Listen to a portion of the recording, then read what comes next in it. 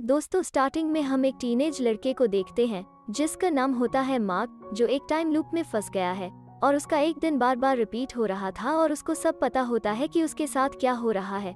उसी में उसको एक लड़की से प्यार हो जाता है और वो उस लड़की को डायरेक्शन बताती है। दिन बार बार रिपीट हो रहा था इसलिए उसको सब पता होता है और वो काफी सारे लॉटरी खरीदता है और जीतता है, लेकिन उसकी सारी खुशियां टेम्पररी थी क्योंकि 12 बजे के बाद दिन फिर से रिपीट होता है और इससे वो परेशान हो चुका है। तो पिक्चर शुरू होती है। पिक्चर का नाम है लूप टाइम। सुबह उठते ही उसकी मॉम ऑफिस चली जाती है और वो अपनी बहन और फादर के साथ ब्रेकफास्ट करती है और वो ब्रेकफास्ट इतनी बार कर चुका है कि उसको हर एक वर्ड याद है।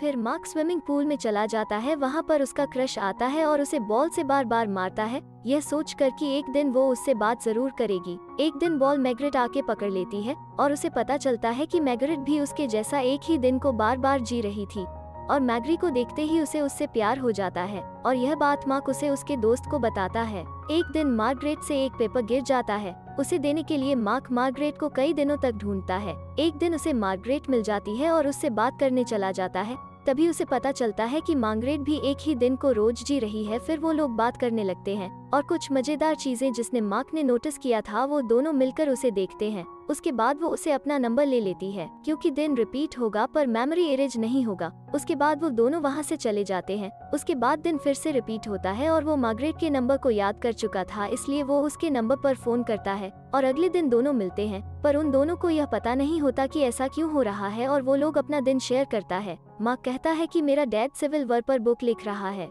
मैग्रेट कहती है कि उसे नासा में जाना है क्योंकि उसे एस्ट्रोनॉट बनना है और वो एक डॉग को ढूंढ रही है क्योंकि वो कम से कम एक चीज को तो ठीक करना चाहती थी। और तभी यह दोनों एक ईगल को देखते हैं जो एक मच्छी को पकड़ता है और यह एक परफेक्ट सीन होता है। फिर मार्गरेट को किसी जेरेट का कॉल आता है तो वो मार्क को ड्रॉप करके उससे मिलने चली जाती है। अगले दिन दोनों मिलते हैं और मार्क उसे कहता है कि उसे पियर परफेक्ट सीन को कैप्चर करना है। मार्क उसे कहता है जैसे एक ईगल मच्छी को पकड़ता है जो कि एक परफेक्ट सीन होता है, उसे हमने कैप्चर किया क्योंकि उनके पास अब करने के लिए और कुछ है भी नहीं। पर मैग्रेट उसे मना कर देती है और कहती है मेरे पास काम है, पर मार्क उसे समझाती है और वो मान जाती है। फिर वो दोनों परफेक्ट सीन को ढूंढने निकल जाते हैं। वहाँ पर मार्गरेट कहती है वो फोर्थ डायमेंशन को ढूंढ रही है और परफेक्ट सीन को ढूंढते ढूंढते वो लोग रोड पर आ जाते। वहाँ टर्टल को रोड क्रॉस करते हुए देखना, उसे कैप्चर करना, तालाब में आर्ट बनते हुए देखना या फिर किसी रैंडम एक्टिविटी को देखना। परफेक्ट सीन ढूंढते ढूंढते वो लोग बच्चे जैसा मजे करने लगा और काफी टाइम दोनों साथ में घूमता रहा।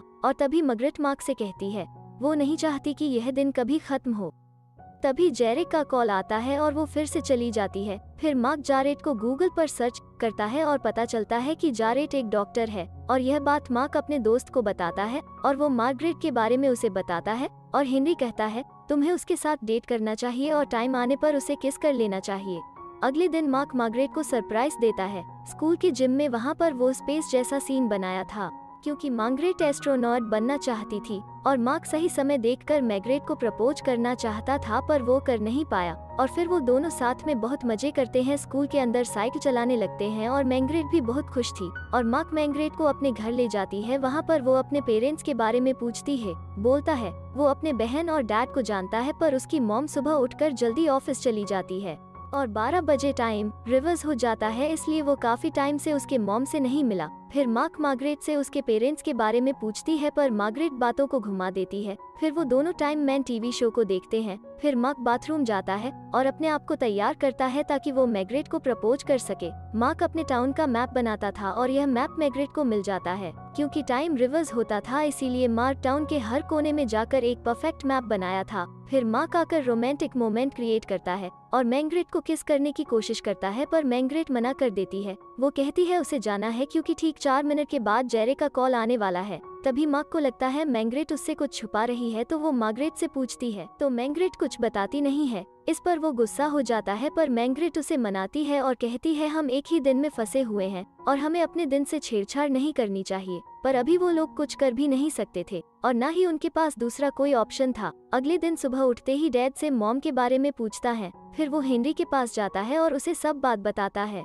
पर हैन को कुछ याद नहीं आ रहा था क्योंकि उसे कुछ समझ ही नहीं रहा था और मार्क काफी ज्यादा परेशान हो चुका था। फिर वो अपने घर चला जाता है। घर आते ही उसके डैड उससे पूछता है तुम्हारा फ्यूचर का क्या प्लान है, तो वो कहता है आर्ट स्कूल बहुत ज्यादा महंगा है और आर्ट स्कूल के बाद तुम कुछ कर भी नहीं पाओगे। यह सुनकर मार्क गुस्सा हो जाता है। वो कहता है आप अपने जॉब को छोड़कर अपने पैशन को पूरा करने के लिए एक फालतू किताब लिख रहे हो, तो क्या मैं अपनी खुशी के लिए आर्ट स्कूल नहीं जा सकता हूँ क्या? गुस्सा होकर मार्क अपनी बहन के रूम में जाती है क्योंकि उसका वायलेंस से वो परेशान हो गया था और उसकी बहन पूछती है क्या तुमने डैड से फ्यूचर की बात की? तो मार्क कहता है वो डैड पर गुस्सा हो गया है जो उसे नहीं होना चाहिए था। तभी उसकी बहन उसको कहती है वो आर्ट स्कूल का खर्चा नहीं उठा सकता है क्योंकि वो जॉब पर नहीं है और घर भी माँ चला रही है। अगले दिन मार्क अपने टीचर से पूछता है कि वक्त बार बार रिपीट हो तो क्या किया जाए। टीचर कुछ समझ नहीं पाता है और कहता है वो प्लेन से दूसरे शहर में चला जाए तो शायद यह लूप टूट जाए। फिर वो दोनों मिलते हैं और परफेक्ट चीजों को ढूंढता है, पर अब इन दोनों को कुछ ज्यादा मजा नहीं आ रहा था।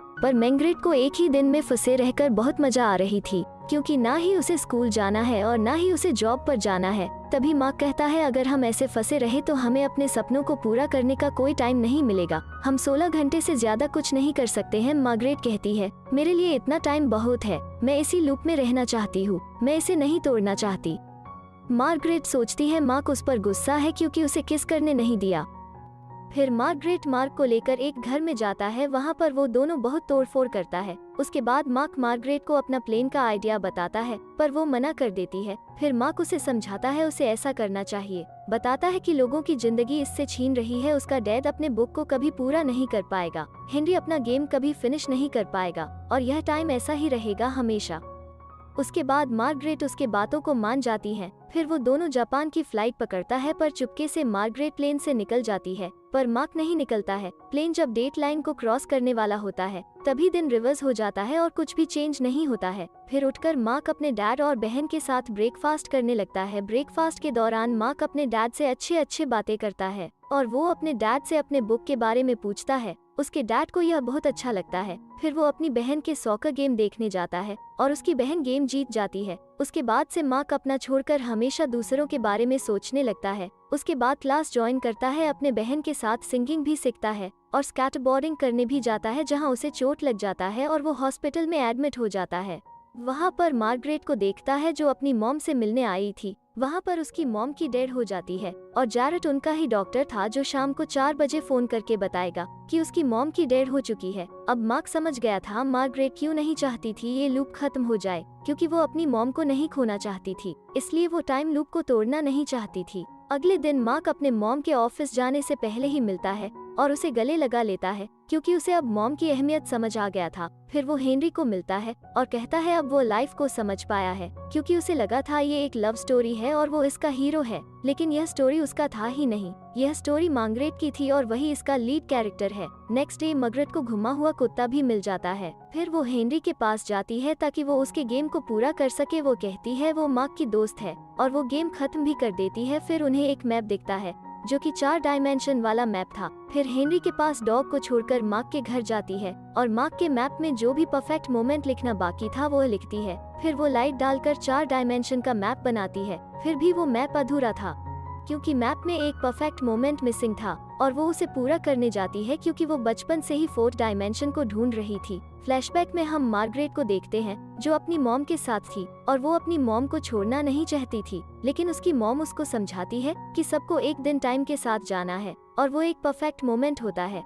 अभी प्रेजेंट में मार्गरेट एक मिसिंग लोकेशन का पता लगाती है। वो स्विमिंग पूल के पास जाती है, वहाँ उसे मार्क मिलता है क्योंकि उसे पता है उसको मार्क इधर ही मिलेगा। फिर मैग्रेट उसे बोलती है जो मैप उसने बनाया है उसमें एक परफेक्ट मोमेंट मिसिंग था और वो मिलते ही ये लूप टूट जाएगा। फिर वो कहती है उसने उसे उसकी मॉम के साथ उसे देखा है, इसलिए वो नहीं चाहती है कि यह लूप टूट जाए और वो उसे उसकी मॉम से दूर नहीं करना चाहती है। मैग्रेट उसे बताती है कि कल उसने उसकी मॉम से बात की और मॉम उसके साथ फ्यूचर में नहीं होगी, इसलिए वो चाहती थी कि टाइम रुक जाए और ऐसा ही हुआ। और इस बात से वो बहुत खुश थे। जब वो मार्क से मिली तब वो समझ गई कि उसे लूप से निकलने का टाइम आ चुका है। उसे लगता था वो दोनों सपना देख रहा है और बाकी सब लोग सो रहा है। तभी मार्क उसे कहता है वो पूल पर नजर रखेगा। तभी मार्गरेट उसे किस करती है और यह लूप टूट जाता है और यही था परफेक्ट मोमेंट और यह मैग्रेट पहले से ही जानती थी। फिर मार्गरेट मॉम से मिलती है और सच्चाई को एक्सेप्ट करती है, फिर आगे बढ़ जाती है। उसके बाद दोनों बाहर आते हैं और दिन रिवर्स होने का वेट करते हैं और 12 बजते हैं, पर दिन रिवर्स नहीं होता है। फिर वो दोनों रियल लाइफ में आ जाते हैं। उसके बाद वो मिसिंग डॉग को अपने मालिक के घर पहुंचाता है और यह इंटरेस्टिंग सा मूवी यहीं पर ही एंड हो जाती है।